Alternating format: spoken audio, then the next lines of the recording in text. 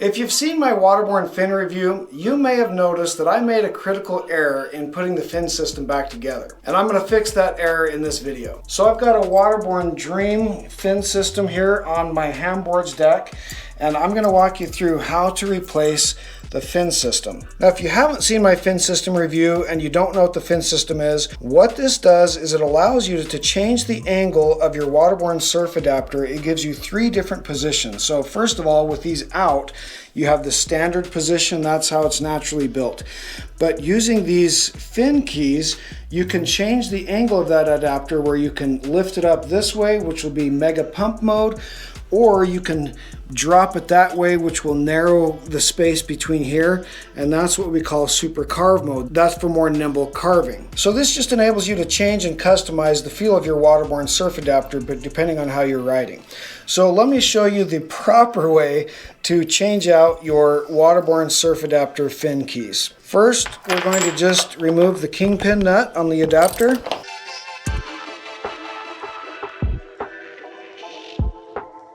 And when we remove this, we'll find some washers and bearings in this top piece. We'll just set those aside.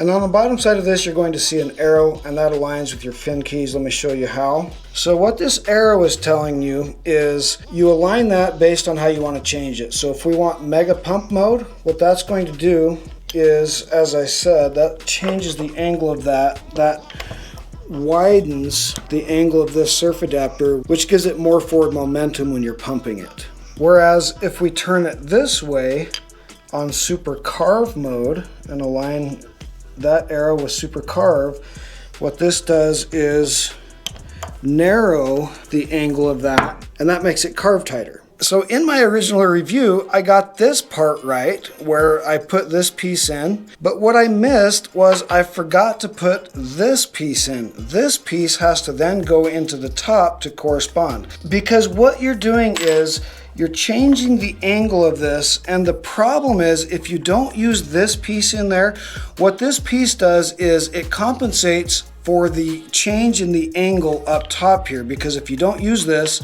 what happens is then all of these are now misaligned in here, and you have a potential of actually breaking your bearings, and we don't want that to happen. So to properly install your fin, you got to make sure you have both of these pieces in. This one right here and this one up top. And you're going to see how each of them have a narrow side and a wide side. And what you're doing is you're installing this one on the top opposite of the one on here. So if I put this on, let's put this on mega pump mode, like so.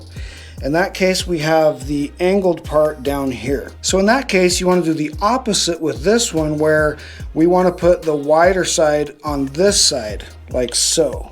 Now what that's going to do is make this all evenly aligned so that you don't have any issues now when we pump, when we change the angle of that. And you'll notice that it's actually pretty easy to tell if it's in the wrong way.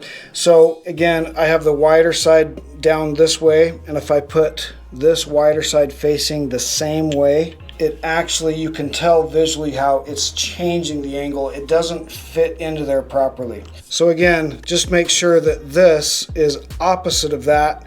We have the wider side down, so now we're going to put the wider side up on this one. And now this all just goes back in like so. Washers and bearings next, followed by our kingpin nut.